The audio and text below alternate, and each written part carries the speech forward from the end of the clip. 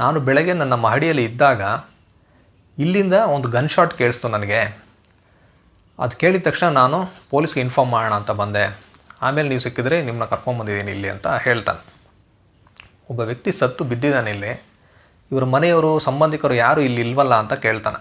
ಆಗ ಚಿನ್ನಯ್ಯ ಪಿಳ್ಳೆ ಹೇಳ್ತಾನೆ, ನಾನು ಹೋಗಿ ಅವ್ರನ್ನೆಲ್ಲ ಕರ್ಕೊಂಬರ್ತೀನಿ ಅಂತ ಹೇಳಿ ಅವನು ಅಲ್ಲಿಂದ ಹೋಗ್ತಾನೆ. ಆಗ ಈ ಇನ್ಸ್ಪೆಕ್ಟರ್ ನಾಯ್ಡು ಆ ರೂಮ್ನೆಲ್ಲ ಅಬ್ಸರ್ವ್ ಮಾಡಿ ಅದನ್ನೆಲ್ಲ ನೋಟ್ ಮಾಡ್ಕೊಳ್ಳೋಕ್ಕೆ ತನ್ನ ಕಾನ್ಸ್ಟೇಬಲ್ಗೆ ಹೇಳ್ತಾನೆ. ಒಂದು ಟೇಬಲ್ ಇರುತ್ತೆ, ಆ ಟೇಬಲ್ ಮೇಲೆ ಒಂದು ಸೂಟ್ ಕೇಸ್ ತೆಗ್ದು ಹಾಗೆ ಬಿಟ್ಟಿದ್ದಾರೆ. ಅದರಲ್ಲಿ ಕೆಲವು ಬಟ್ಟೆಗಳೆಲ್ಲ ಇರುತ್ತೆ, ಕೆಲವು ಹಣದ ಕಂತುಗಳಿರುತ್ತೆ. ಇದನ್ನೆಲ್ಲ ನೋಟ್ ಡೌನ್ ಮಾಡ್ಕೊಳ್ಳೋಕೆ ಹೇಳ್ತಾರೆ. ಆಗ ಚಿನ್ನಯ್ಯ ಪಿಳ್ಳೈ ಅಲ್ಲಿ ಬರ್ತಾನೆ. ಅವ್ನು ಹೇಳ್ತಾನೆ, ನಾನು ಅವ್ರ ಮನೆಯವ್ರಿಗೆ ಹೇಳಿದೆ, ಅವ್ರಿಗೆಲ್ಲ ತುಂಬ ಆತಂಕ ಆಗಿದೆ, ಅವರು ಇಲ್ಲಿ ಬರೋದಕ್ಕೆ ಹೆದರ್ತಾ ಇದ್ದಾರೆ, ಮನೆಯ ಹಿಂದೆ ಇರೋ ತೋಟದಲ್ಲಿ ಅವರೆಲ್ಲ ಇದ್ದಾರೆ, ಬನ್ನಿ ನಾವು ಅಲ್ಲಿ ಹೋಗೋಣ ಅಂತ ಇನ್ಸ್ಪೆಕ್ಟರ್ನ ಕರ್ಕೊಂಡು ಹೋಗ್ತಾನೆ. ಅಲ್ಲಿ ಹೋಗಿದಾಗ ಇಬ್ಬರು ಮಹಿಳೆಯರು, ಒಂದು ಮಗು ಇರುತ್ತೆ.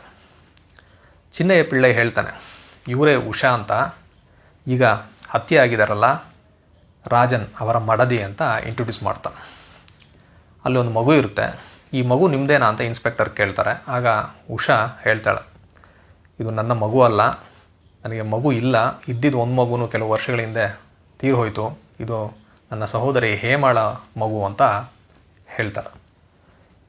ಆಗ ಹೇಮ ಹೇಳ್ತಾಳೆ, ಹೌದು ಇದು ನನ್ನ ಮಗು, ನಾನು ಹತ್ಯೆಯಾದ ರಾಜನ್ ಇದ್ದಾರಲ್ಲ ಅವರ ತಮ್ಮ ಪಟ್ಟಾಭಿಯ ಮಡದಿ ನಾನು, ಇದು ನನ್ನ ಮಗು ಅಂತ ಹೇಳ್ತಾಳೆ. ಆಗ ಇನ್ಸ್ಪೆಕ್ಟರ್ ಕೇಳ್ತಾರೆ, ಎಲ್ಲಿ ನಿಮ್ಮ ಯಜಮಾನರು ಅಂತ. ಇಲ್ಲೇ ಎಲ್ಲೋ ಇದ್ದರು ಅಂತ ಹೇಳ್ತಾ ಇರಬೇಕಾದ್ರೆ ಪಟ್ಟಾಭಿ ಬರ್ತಾನೆ. ಅವನು ರಾಜನ್ನ ತಮ್ಮ. ಅವನು ಇನ್ಸ್ಪೆಕ್ಟರ್ ಹತ್ರ ಹೇಳ್ತಾನೆ, ನಾನು ಪೊಲೀಸವ್ರಿಗೆ ಇನ್ಫಾರ್ಮ್ ಮಾಡೋಣ ಅಂತ ಪೊಲೀಸ್ ಸ್ಟೇಷನ್ಗೆ ಹೋಗಿದ್ದೆ, ನೀವೇ ಅಷ್ಟರೊಳಗೆ ಬಂದುಬಿಟ್ಟಿದ್ದೀರಾ ಅಂತ. ಸರಿ ಅಂತ ಇನ್ಸ್ಪೆಕ್ಟರು ಹೇಳ್ತಾರೆ, ನೋಡಿ ನಾನು ಉಷಾ ಅವ್ರ ಹತ್ರ ಸಪ್ರೇಟಾಗಿ ಮಾತಾಡಬೇಕು, ನೀವೆಲ್ಲ ಇಲ್ಲಿಂದ ಹೋಗಿ ಅಂತ ಎಲ್ಲರನ್ನ ಕಳಿಸ್ಬಿಟ್ಟು ಉಷಾ ಅವ್ರ ಹತ್ರ ಅವರು ಕೇಳ್ತಾರೆ. ಇಂಥ ಸಂದರ್ಭದಲ್ಲಿ ನಾನು ನಿಮಗೆ ತೊಂದರೆ ಕೊಡ್ತಾಯಿದ್ದೀನಿ, ಆದರೆ ಬೇರೆ ದಾರಿ ಇಲ್ಲ ನನಗೆ, ನಿಮಗೆ ಯಾರ ಮೇಲಾದರೂ ಅನುಮಾನ ಇದೆಯಾ, ನಿಮ್ಮ ಯಜಮಾನರಿಗೆ ಯಾರಾದರೂ ಶತ್ರುಗಳಿದ್ರಾ ಅಂತ ಕೇಳ್ತಾರೆ.